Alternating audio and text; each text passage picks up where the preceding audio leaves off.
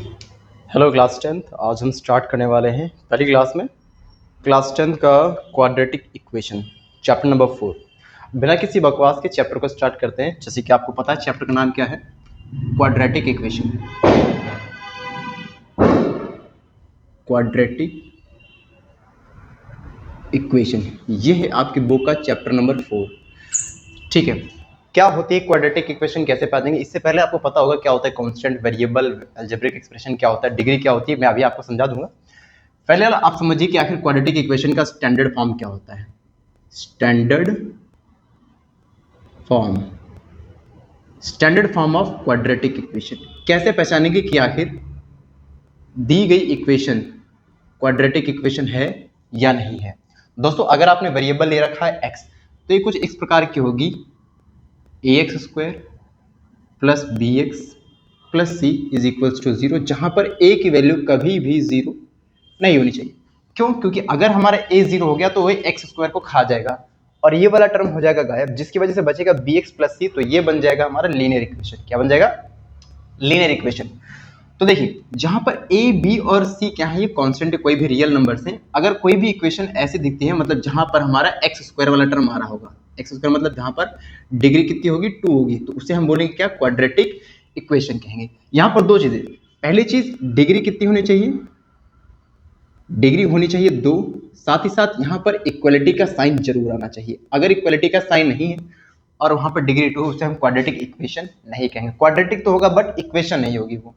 ठीक है, तो अच्छा, डिग्री क्या होती है? डिग्री किसी भी अलजेब्रिक एक्सप्रेशन में जो सबसे हाईएस्ट पावर ऑफ वेरिएबल होती है, मतलब वेरिएबल की सबसे हाईएस्ट पावर जो होती है, उसे कहा जाता है डिग्री कहा जाता है। एग्जाम्पल के तौर पर अगर हम पहचानने के लिए बोल दें कि पहचानिए इसमें से कौन सी क्वाड्रेटिक इक्वेशन होगी या नहीं होगी, तो हमने कहा जैसे कि 2x² plus 5x plus 3 is equals to 0।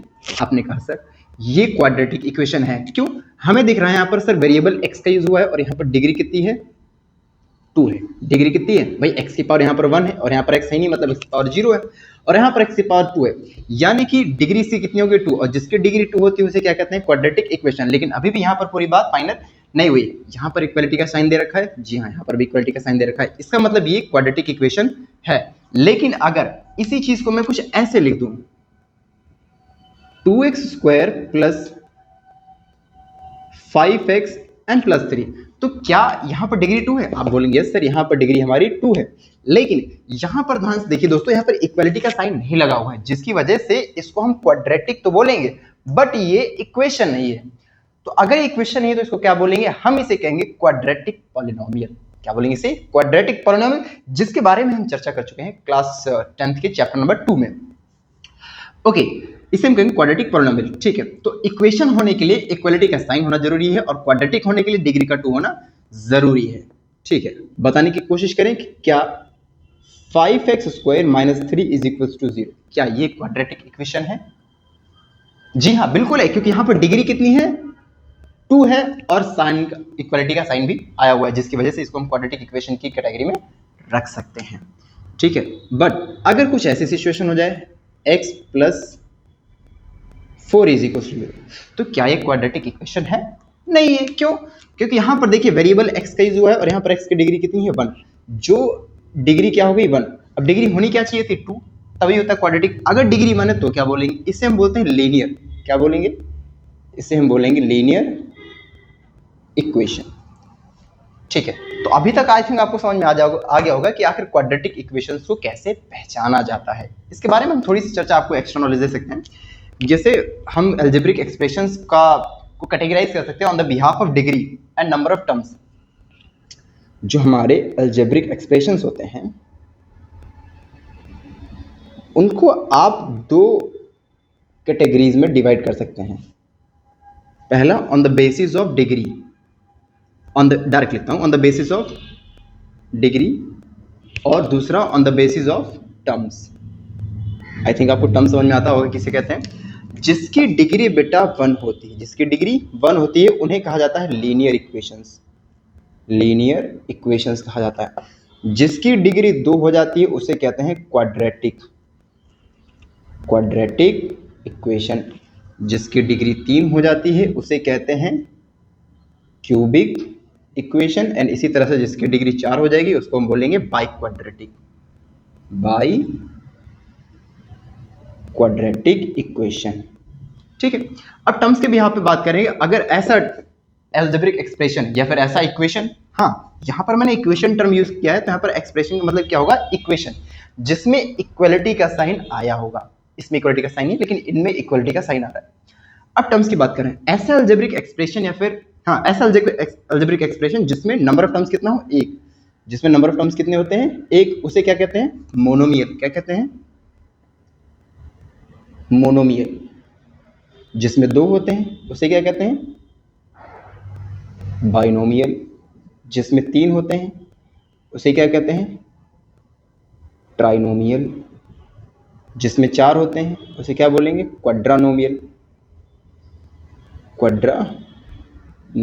और इसी तरह से बढ़ते हुए चले जाते हैं, जिसको हम चैप्टर नाम देते हैं पॉलिनोमियल, जिसे आपने चैप्टर नंबर 2 में पढ़ा हुआ है।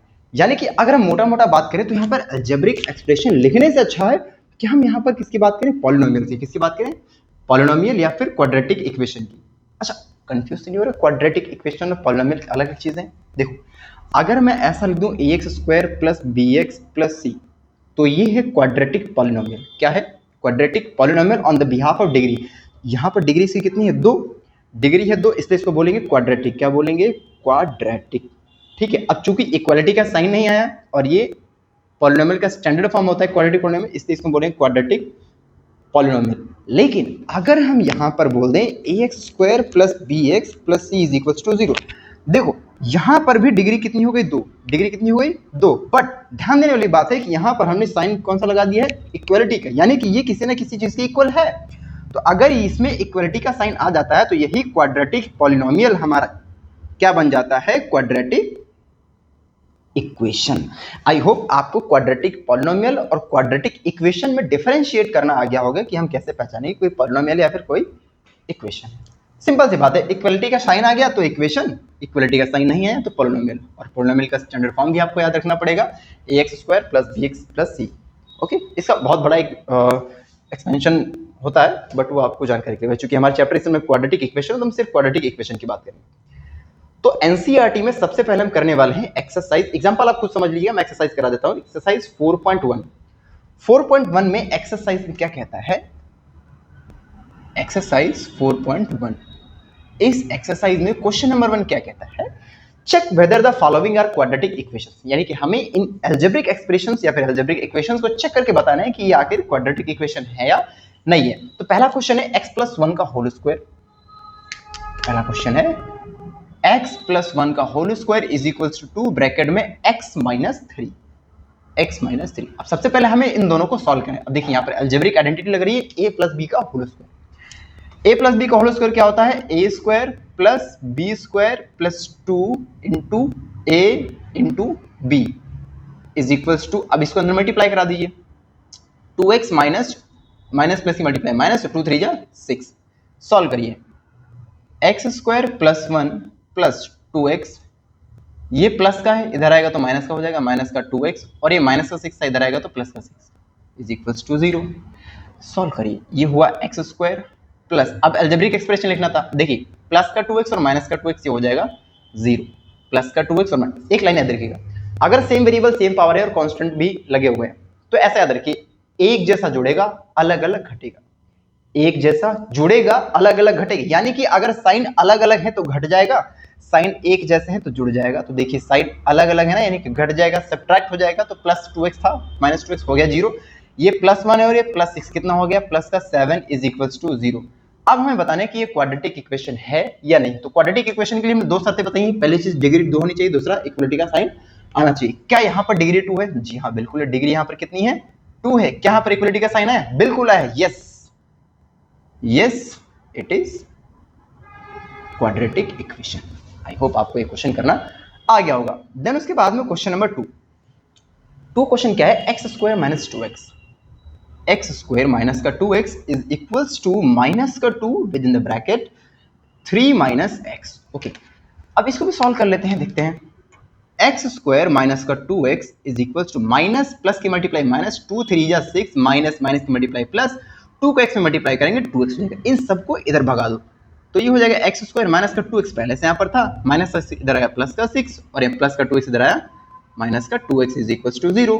अब देखिए एक्स स्क्वायर ये और ये एक जैसा है ना, देखो ये भी माइनस है ये भी माइनस, अभी मैंने बताया था एक जैसा जुड़ेगा, तो 2 और 2 कितने हो जाएंगे माइनस का 4x, क्योंकि दोनों में माइनस लगा इसलिए मैंने माइनस का साइन लगा दिया, प्लस 6 इज इक्वल टू 0। अब क्या ये क्वाड्रेटिक इक्वेशन है? जी हाँ बिल्कुल है। क्यों सर? यहाँ पर डिग्री कितनी है 2 और साथ में इक्वलिटी का साइन भी आया हुआ है। Yes it is quadratic equation. I think 2 examples आपको करने समझ में आ गए होंगे। देन उसके बाद में इसी तरह से मैं 2-3 एग्जाम क्वेश्चन और बता दूंगा, बाकी आप खुद भी कर सकते हैं। Question number 3 like x minus 2 and x plus 1 is equals to x minus 1 x plus 3 multiply करा ली। देखिए ऐसा समझिए कि ये 2 टीमें, एक ये टीम है और एक ही टीम है, ये दोनों टीम के 2-2 प्लेयर हैं और दोनों प्लेयर अगली टीम के साथ मैच खेलेंगे। तो एक बार ये जाएगा इसके साथ खेलेगा और इसके साथ खेलेगा, फिर ये वाला इसके साथ जाएगा और इसके साथ जाएगा। तो सेम फिनोमेना यहाँ भी करना है। तो x को x मल्टी, देखिए प्लस प्लस की multiply plus, x multiply x square, plus plus की मल्टीप्लाई प्लस, x बन जा x, माइनस प्लस की मल्टीप्लाई माइनस, 2 का x मल्टीप्लाई किया 2x, माइनस प्लस की मल्टीप्लाई माइनस, 2 बन जा 2 इज इक्वल टू। सेम चीज यहाँ पर भी लगानी है, x को x से मल्टीप्लाई, देखिए प्लस प्लस की मल्टीप्लाई प्लस, x से multiply x square, plus plus x को 3 मल्टीप्लाई 3x, माइनस का x और माइनस 3 बन जा 3, सबको इधर भगा लो। एक्स स्क्वायर प्लस का एक्स स्क्वायर था, इधर आएगा तो माइनस का एक्स स्क्वायर, ये प्लस का एक्स, अच्छा इसको सॉल्व कर लो, ये भी एक्स है ये भी एक्स है, एक जैसा है। अब सब्ट्रैक्ट हो जाएगा, प्लस का या माइनस का अलग अलग घट जाएगा, तो कितना बचेगा यहाँ पे माइनस का एक्स, और यहाँ पर इसको भी सॉल्व कर लीजिए, कितना आएगा 3x में से x का 2x बचेगा, प्लस का 2x प्लस का 2x इधर आएगा तो माइनस का 2x, ये रहा माइनस का 2 और ये भैया हमारे माइनस के 3 इधर आएंगे तो क्या हो जाएंगे प्लस के 3, कोई छूट तो नहीं रहा है फिर।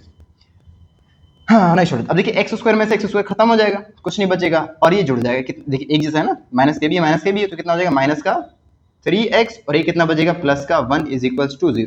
भाई ये तो खत्म हो गया ना, प्लस का एक्स स्क्वायर माइनस का एक्स स्क्वायर 0 हो गया, अलग अलग घट जाएगा। अब क्या ये क्वाड्रेटिक इक्वेशन है? क्या यहाँ पर डिग्री 1 है? नहीं है, degree is not equal to 2। क्यों? डिग्री क्या है यहाँ पे कितनी है 1 है, जिसकी वजह से ये हाँ इक्वलिटी का साइन तो आया हुआ है बट डिग्री 2 होना मैंडेटरी है, डिग्री 2 होना जरूरी है।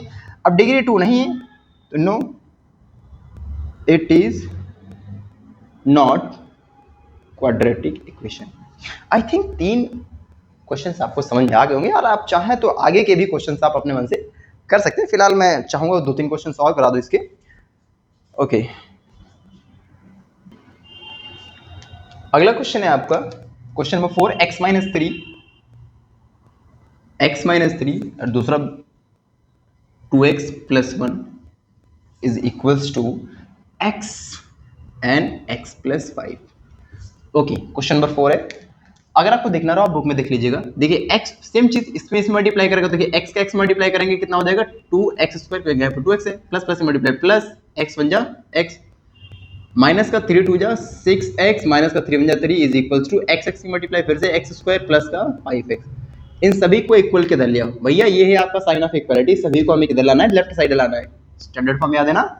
ठीक है ये हुआ हमारा 2x स्क्वायर, ये प्लस का x स्क्वायर इधर आएगा तो माइनस का x स्क्वायर हो जाएगा। देखिए इन दोनों में आपस में जुगलबंदी हो सकती है, प्लस का x से माइनस x से घट जाएगा, कितना बचेगा माइनस का 5x हो जाएगा। अब ये प्लस का 5x इधर आएगा तो माइनस का 5x माइनस का 3, ये वाला लिखा हमने इज इक्वल टू 0, ये प्लस का 2x स्क्वायर है माइनस का x स्क्वायर घट जाएगा, बचेगा x स्क्वायर। देखिए ये दोनों सेम साइन है, सेम दिख भी रहे हैं, तो 5 और 5 कितना हो जाएगा माइनस का 10x माइनस का 3 इज इक्वल टू 0। क्या ये क्वाड्रेटिक इक्वेशन है? जी गुरुजी, डिग्री कितनी यहाँ पे 2 है। अरे भैया सब में, इसमें पावर 1 है, इसमें पावर 0 है, इसमें पावर 2 है, हाईएस्ट डिग्री कितनी है, हाईएस्ट पावर कितनी है 2 है, डिग्री है साथ में साइन ऑफ इक्वालिटी है, तो हम क्या बोलेंगे yes it is quadratic equation. Okay then question number 5, what is question number 5?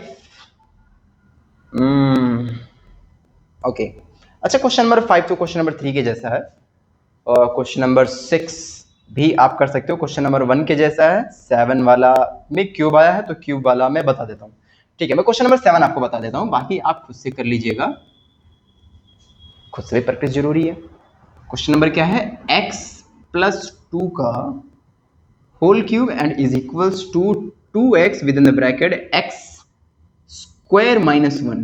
Okay, x square में सिंपल, यहां पर a प्लस बी का होल क्यूब लगेगा। जिन लोगों को फॉर्मूला नहीं याद है वो याद कर लो, फिलहाल के लिए मैं यहां पर लिख देता हूं a प्लस बी का whole cube is equals to होता है a cube plus b cube plus 3ab and bracket में a प्लस बी।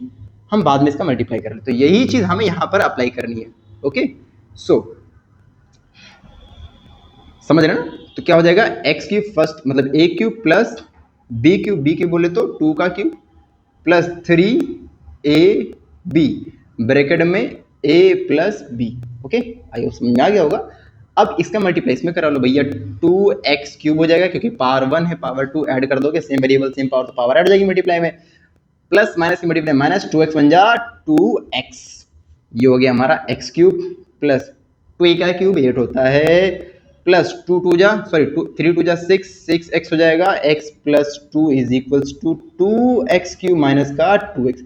अब इनको इधर लेके आने का, अब देखिए लिखा हुआ है x क्यूब, ये प्लस का 2x इधर ले आएंगे तो क्या हो जाएगा 2x क्यूब माइनस का हो जाएगा, प्लस का 8 लिखा हुआ था लिख लिया हमने आराम से। अब इसको मल्टीप्लाई, देखिए प्लस का 6 है, इसको इस बार मल्टीप्लाई करेंगे फिर इसमें कराएंगे, प्लस प्लस की मल्टीप्लाई प्लस 6x की multiply x square plus plus की मल्टीप्लाई प्लस 6 टू जा 12x इज इक्वल्स टू, अच्छा इसको धर लिया, माइनस का 2x इधर आएगा तो प्लस का 2x। देखो एक बार हमने इसको यहाँ पर लिया है और लास्ट में इसको हमने लिया, तो इधर क्या बचा, कुछ नहीं बचा मतलब जीरो।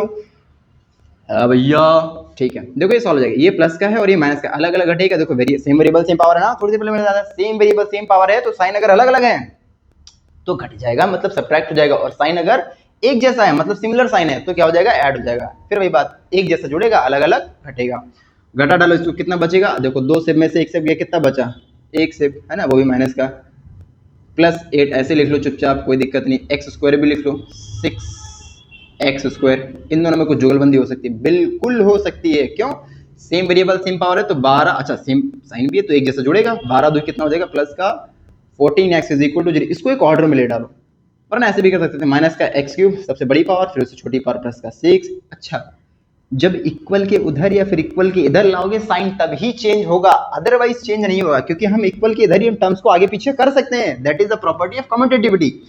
तो प्लस का 6 स्क्वायर लिख लिया, अदर उसके बाद में लिखेंगे प्लस का 14x और प्लस का 8 इज इक्वल टू 0। अब क्या ये क्वाड्रेटिक इक्वेशन है देवी और सज्जनों? नहीं, क्यों, यहां पर डिग्री कितनी हो गई, 3, डिग्री कितनी हो गई 3, no it is not quadratic equation. क्यों नहीं है, डिग्री हो गई 3, होनी कितनी चाहिए थी, 2 होनी चाहिए थे। ठीक है, आई होप आपको क्वेश्चन नंबर 1 समझ में आएगा कि एक्सरसाइज 4.1 में पहला क्वेश्चन कैसे करेंगे। ठीक है, देन उसके बाद हम बढ़ते हैं कुछ वर्ड प्रॉब्लम पे, जो लिखा हुआ है represent the following situation in the form of quadratic equations. इतना पहले नोट कर लीजिए, देन उसके बाद हम आगे बढ़ते हैं। ठीक है, जैसे अगली प्रॉब्लम है क्वेश्चन नंबर 2 में, फर्स्ट प्रॉब्लम, क्वेश्चन नंबर 2 में फर्स्ट प्रॉब्लम देखिए, वर्ड प्रॉब्लम को सॉल्व करने का सबसे आसान तरीका ये होता है कि आप पहले क्वेश्चन को 2-3 से बार अच्छी तरीके से पढ़ें, देन उसके बाद में जो गिवन है उसको लिख लो और जो पूछा गया है उसको भी लिख के उसके आगे क्वेश्चन मार्क लगा लो, सो दैट हमें रिकॉल रहेगा, दिमाग में रहेगा कि हमें क्या फाइंड करना है। जैसे इस क्वेश्चन में दे रखा है द एरिया ऑफ यानी क्वेश्चन नंबर 2 का फर्स्ट क्वेश्चन पढ़ रहा हूं, the area of a rectangular plot is 528 metre square. तो हमें दे रखा है area of rectangle, area of rectangular plot कितना दे रखा है, 528 मीटर स्क्वायर। तो ये तो नॉर्मल सी बात थी। आगे क्या लिखा हुआ है, the length of the plot in metres is 1 more than twice its breadth. यानी जो लेंथ है प्लॉट की वो इसके ब्रेथ की ट्वाइस से एक ज्यादा है। We need to find the length and breadth of the plot. अब हमें इस क्वेश्चन के या इस सिचुएशन को क्वाड्रेटिक फॉर्म में रिप्रेजेंट करना है।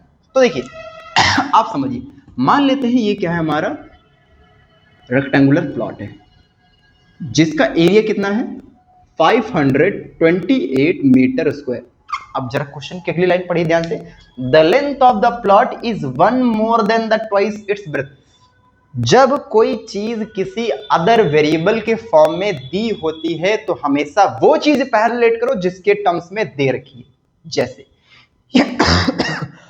सॉरी, जैसे यहां पर लेंथ को डिफाइन किया गया है ब्रेथ के फॉर्म में, या ब्रेथ के टर्म में। आई रिपीट, यहां पर लेंथ बताई गई है ब्रेथ के टर्म्स में, तो आपको सबसे पहले ब्रेथ लेट करना है, ये नहीं कि लेंथ मान डाले ना।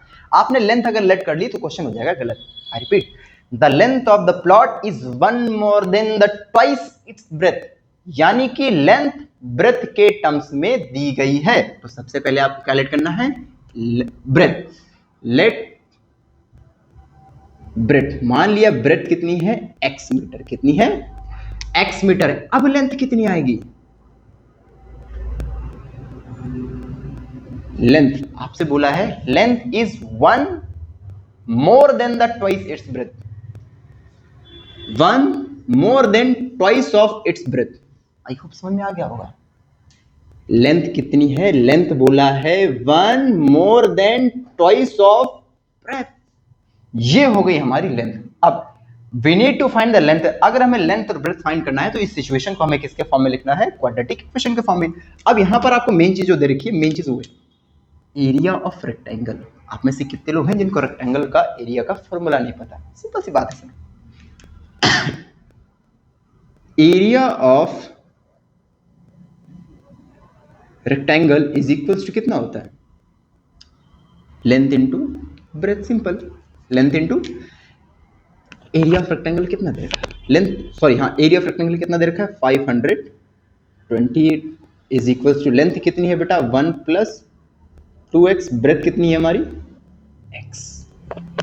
सॉल्व कर लीजिए इसको, 528 इज इक्वल्स टू, अब ये x इधर से मल्टीप्लाई करेगा, एक बार इसमें करेगा और एक बार, तो पहले इसमें मल्टीप्लाई करें, x बन जा x + 2x², ये भैया को उधर ले जाओ तो ये हो जाएगा 0 is equals to x + 2x² minus का 520। देखिए हम पूरा का पूरा टर्म यहां लिखने वाले हैं इक्वलिटी के इधर, तो कोई भी साइन चेंज नहीं होगा। जब भी हम पूरा का पूरा टर्म, पूरा का पूरा एक्सप्रेशन, इधर का एक्सप्रेशन इधर और इधर का एक्सप्रेशन इधर ले जाते हैं, तो हम साइन में कोई भी चेंज नहीं करते हैं। तो इसको इधर ले आओ, कैसे लिखेंगे इसको, 2x² प्लस का x माइनस का 528 इज इक्वल्स टू 0। तो भैया ये बन गई क्वाड्रेटिक इक्वेशन की फॉर्म, जो कि हमसे क्वेश्चन में पूछा गया था। ठीक है, आई होप आपको समझ में आ गया होगा। ठीक है, देन इसका हम करते हैं क्वेश्चन नंबर 2। फर्स्ट हो गया, अब हम करेंगे क्वेश्चन नंबर 2। सबसे पहला काम सॉरी, ध्यान से पढ़ना है। The product of two consecutive positive integer is 306।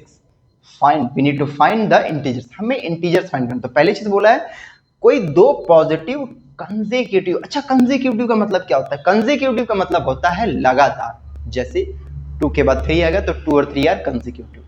5 और 6, 5 और 6 क्या होते हैं कंसेक्यूटिव आर, क्योंकि 5 के बाद ही क्या आता है 6। तो हमें वो नंबर पता करना, हमें इतना पता है कि दोनों का हम अगर प्रोडक्ट कर रहे हैं तो प्रोडक्ट आएगा 306, बट वो नंबर कौन से है ये नंबर हमें फाइंड करना है। और जो हमें नहीं पता होता है तो मैथ्स में हम उसे मान लेते हैं। Let first positive integer, let first positive integer is equals to x। तो दूसरा क्या होता है, सेकेंड पॉजिटिव इंटीजर क्या होगा, इज कंसेक्यूटिव, उससे एक ज्यादा होगा, उससे एक ज्यादा। पहला अगर 2 है तो दूसरा 3 कैसे हुआ, +1 करके। पहला अगर 5 है तो अगला 6 कैसे आ रहा है, +1 करके। कंसेक्यूटिव का मतलब होता है आपको +1 करके आगे बढ़ा देना। ठीक है, अब कह रहा है इन दोनों का प्रोडक्ट 306 है। इन दोनों का प्रोडक्ट कितना है, सिंस कह रहा है प्रोडक्ट मल्टीप्लाई करके कितना रहा है 306, यही है ना। हाँ जी, प्रोडक्ट मतलब मल्टीप्लाई, इनका multiply, x multiply x +1 is equals to 306। Multiply करा दीजिए, x को x से मल्टीप्लाई किया x² प्लस x बन जा x, भैया को इधर ले माइनस 306 इज इक्वल्स टू 0। बन गई क्वाड्रेटिक इक्वेशन की फॉर्म।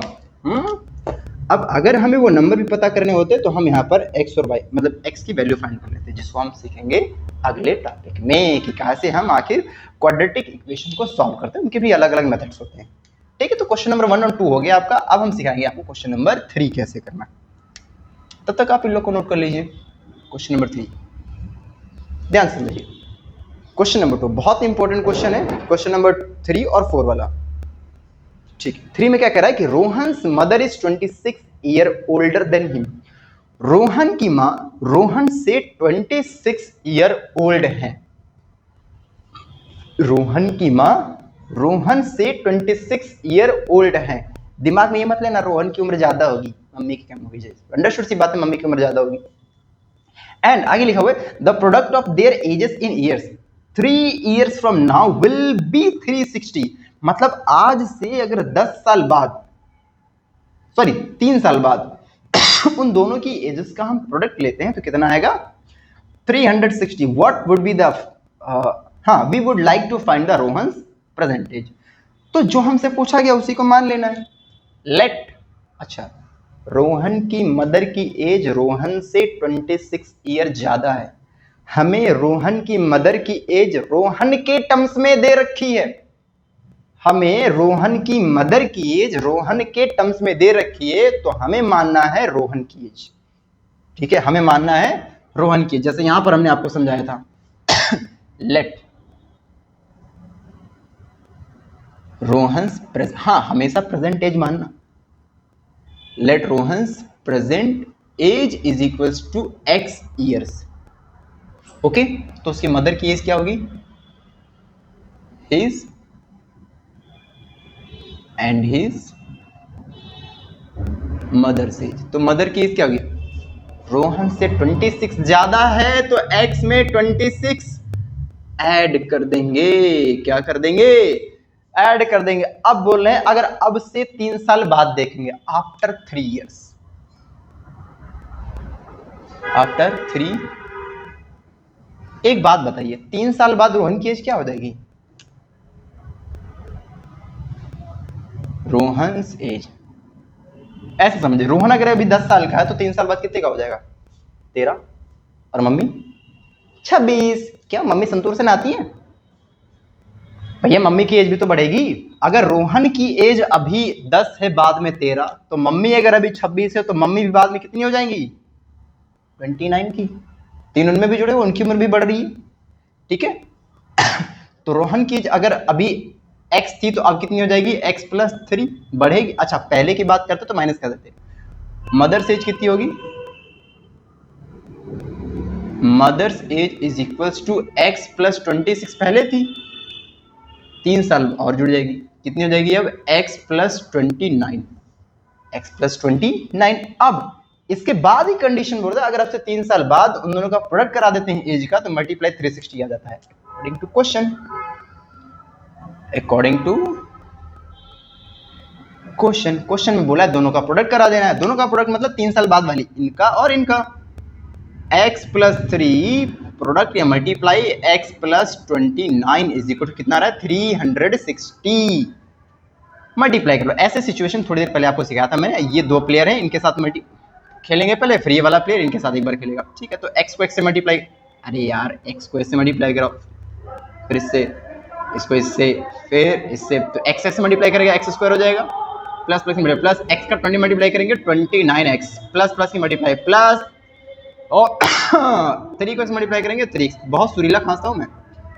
और 3 9 जा 27 का 7 कैरी क्या बढ़िया 2, ये वाला हुआ था 3 का। 3 2 जा 6, 6 2 कितना हो जाएगा भैया 8, सही है ना। प्लस का इधर आएगा तो माइनस का हो जाएगा 360 इज इक्वल्स टू 0। ठीक है, अब सॉल्व करिए। एक्स स्क्वायर प्लस, देखिए ये दोनों जुड़ जाएंगे क्योंकि ये भी सेम वेरिएबल में है ना, और साइन भी सेम है, तो प्लस हो जाएगा, कितना हो जाएगा 32x। हाँ जी 32x। ये प्लस है माइनस के घट जाएगा, कितना बचेगा देखिए 10 में से 7 गया 3 बचेगा, ये बचा 5, 5 में से एक कैरी बोरो ले लेंगे, कितना हो जाएगा 15, 15 में से 8 गया कितना बचेगा 7, और ये बचा दो 273 इज इक्वल्स टू 0।